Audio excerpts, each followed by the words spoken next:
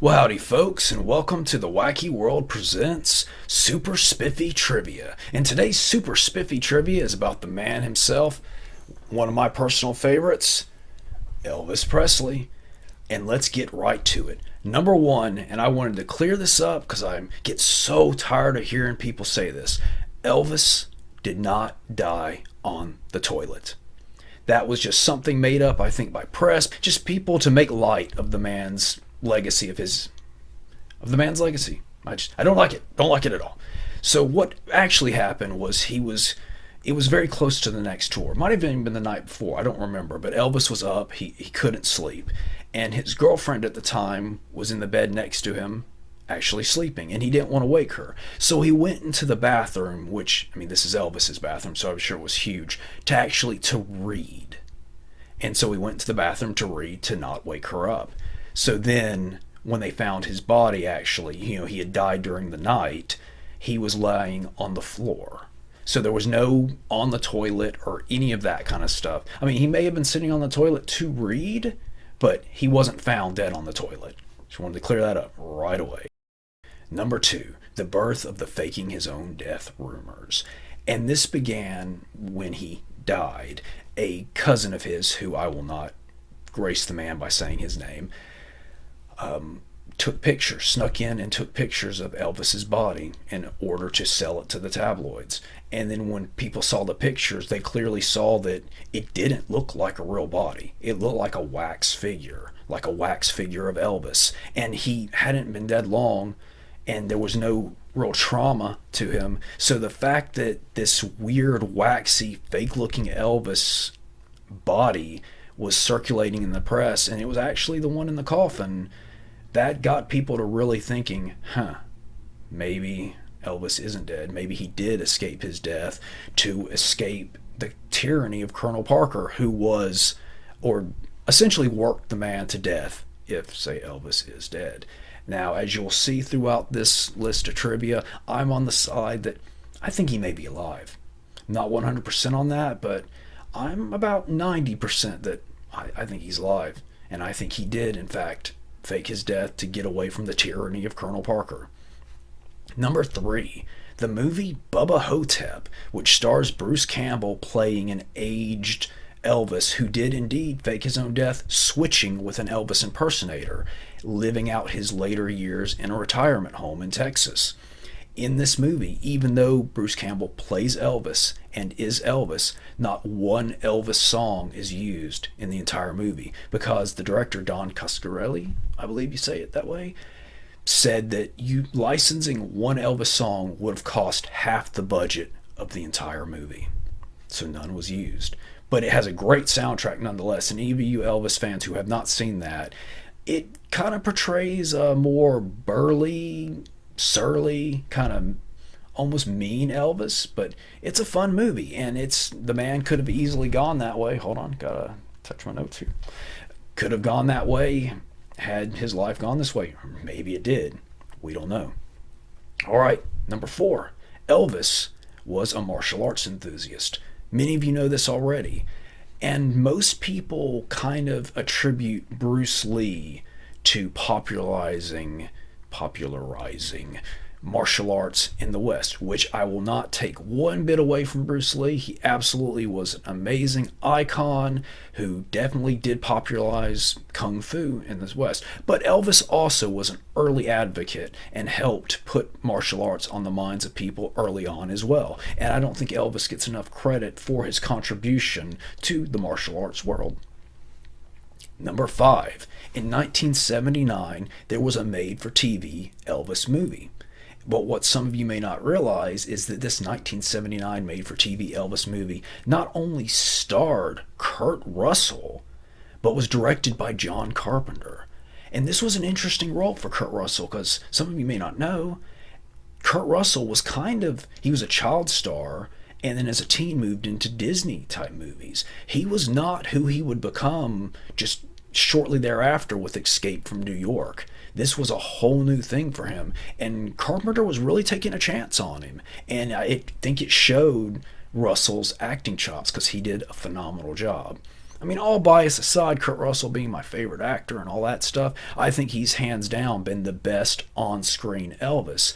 And I think the movie was great because it didn't try to scandalize Elvis at all. It was a very genuine, very kind of nice portrayal of the king. I mean, it showed some of his darker side moments, like when he fires all his buddies at Graceland at one point. But it was just a better, it's a good movie. I highly recommend that one if you haven't seen it. A lot of great performances in that one. And speaking of music, they as well did not have any actual Elvis songs in the 79 film. They got sound-alike country music singer Ronnie McDowell, not Roddy McDowell, Ronnie McDowell, to do basically covers of them. And they're actually really good. I think his version of Suspicious Minds is really top-notch. You can go to YouTube right now. Well, actually, this is YouTube. You can stay here and go look that up right now and see it. Number 6, Elvis was good friends with Johnny Cash, and apparently the two would imitate each other quite often. I was not able to find any proof of this trivia, and I can't say how true it is, but I just wanted to include it because I thought that was so cool. And I did see a very cool picture of Elvis with Johnny Cash. Number 7, Elvis made his first record, or recorded his first record, at age 18 years old. And he paid a whopping $4 to record 2 songs. And from information was a little, some people said, but from what I understand, the 2 songs were 2 covers by a group called the Ink Spots, which I'd never heard of, but I thought that was really interesting. All right, number 8. In the early 60s, there was a young man serving time in prison for stealing tires. So nothing major. It might have even been a teenage prank or something. I actually didn't look into the details of that. But the young man was in prison serving a 4-month sentence for stealing tires. And It's Now or Never came on. And he heard it, and it changed his life. And he decided that he was going to clean up and that he was going to go pursue a career in music as soon as he got out of prison. And that man was Barry White. Number 9, Elvis never actually toured outside of North America. He did do 3 shows in Canada, which I guess would be the closest thing to even outside the US he ever did, but he never toured outside of North America. And there was never a specific reason given, but the general consensus in the Elvis community and from insiders, it is because of, back to Colonel Parker, was not in the country legally, and he was scared of leaving because he was scared he wouldn't be able to get back in. And because he so had Elvis under his thumb, of course he wasn't going to let poor Elvis go out anywhere without him. So that's a take it what you will, Colonel Parker. All right, number 10, and this is actually one of the most interesting tidbits on this list for me, and further proof that Elvis may be alive or something strange is going on. And this is all true. I researched this thoroughly, looked into it a lot. In 1997, a doctor came forward claiming that he was Elvis's personal physician, that Elvis was still alive, and this man was treating him for chronic pain, some kind of chronic pain.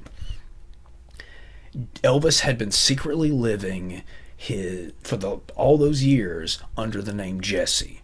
And that's interesting too, because those of you who know Elvis well might know that he had a twin brother who was stillborn named Jesse Garin.